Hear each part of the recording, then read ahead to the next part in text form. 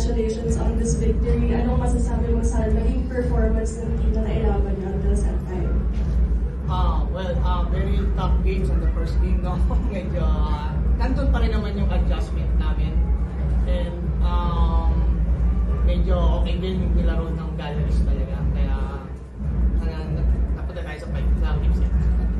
Thank you, Coach. And Megan, welcome to the PBL. How was your first game with the Nextlet community? It was great. We got a win, so it's always great. But I'm feeling really welcomed in the Philippines. So far, my experience has been awesome. I'm really excited to be here and work with the team and win a lot of games.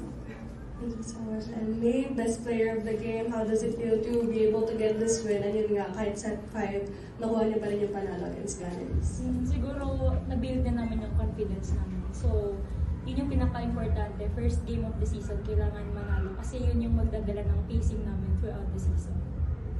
Thank you. The floor is open for question.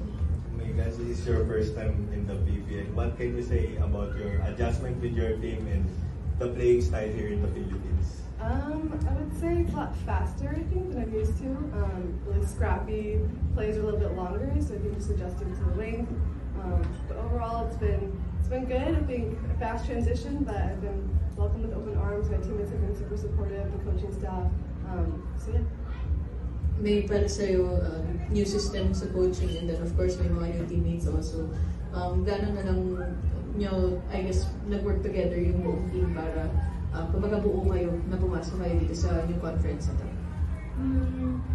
Adjust talaga. Kasi every conference, maraming bagong papasok, ganyan. So, sinasabi lang kami as a team na kailangan namin mag-adjust kahit sino yung pinapasok or kahit sino yung coaches namin. So, siguro yung kinakapitan namin right now is the adjustment talaga.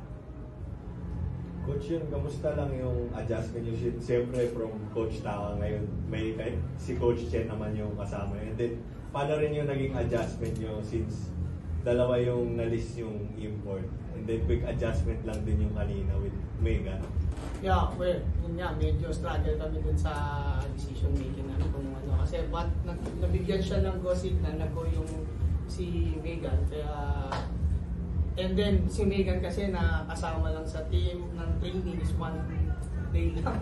Kaya medyo mas na long time namin nakasama sa training si yung Chinese player. Kaya medyo talagang hirap pa kami in terms of surprise attack and talagang open lang naging play namin. Pero coach, for the rest of the conference, si Megan na yung magiging import? Well, it depends doon din sa decision ng coaching staff. For Megan, it's such a short preparation time that you have, maybe less than 24 hours. But how do you personally adjust to such a short time to prepare and to be game ready almost instantly for your new team in a new league? Yeah. Everything new. I would just say I think it's just leaning on your teammates.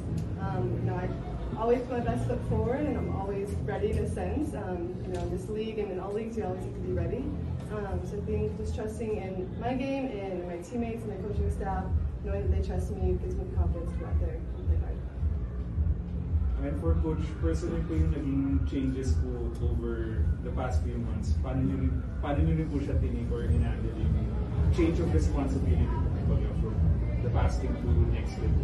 Well, in regards naman kay Megan kasi, medyo mas madaling mag-adjust kami kung MB position siya. Dalawa bali kasi ang position niya, MP, primary MP, and secondary is the opposite.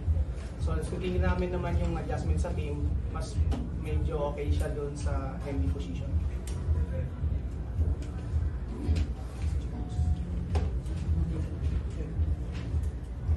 Megan, hi. So good evening. So again, congrats on your first game here in the Philippines. So just your thoughts now right off the bat.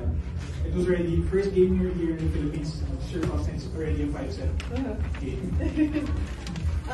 Yeah, I think obviously I'm happy with the win. We just kind of went out there, we're trusting the training, the girls of the past few months, and then just confidence, I think, is the most important, and communication, obviously.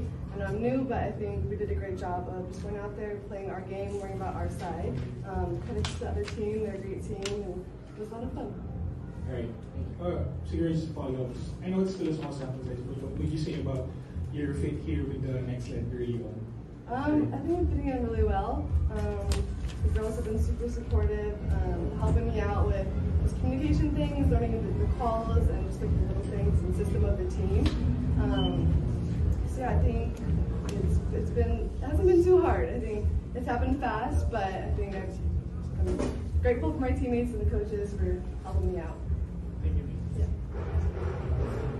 Coach, different setup for the conference ngayon. You have pools, shorter yung elimination. I guess from the coaching standpoint, ano yung naging difference or ano yung magiging game plan nyo to yung pag-attack dun sa ganitong setup conference, and unlike yung last conference na talagang round robin kayo? Well, this time naman kasi talagang one at a time kami. Depende dun sa kaya nung incoming games namin. So, ito scouting the teams. Kaya hindi naman impacted yung in terms of strategic play namin. For Megan, we heard you already faced Luke Bansicle before, the reigning MVP or the PPL. So, are you looking forward to meet her again? And I guess, what can you say about her style of play from your experience playing her? Yeah, Brooke is an amazing player. She's super scrappy. She knows how to score. Overall, she's a great player. So I'm excited to be here. I actually saw her the other day, and it was fun to see a familiar face. So yeah, I'm really excited to see her across the net. And overall, she's just a great player. So we'll be ready for her. For Coach, and maybe your next game will be against Cherry Vigo. How will this win help you guys prepare for that game? Well, now, next game sila, so mag-scout kami in details, and then in the following days doon namin i-execute yung kung ano yung dapat namin mapanood doon sa game nila ngayon. For me, first is mag-recover for today's game kasi importante yung mag-recover para ready kami sa next game with Cherry. Since nandiyan naman sila coach and yung mga statistician namin, so I think medyo madali naman yung mapagdala. Thank you, Coach. Thank you, Megan.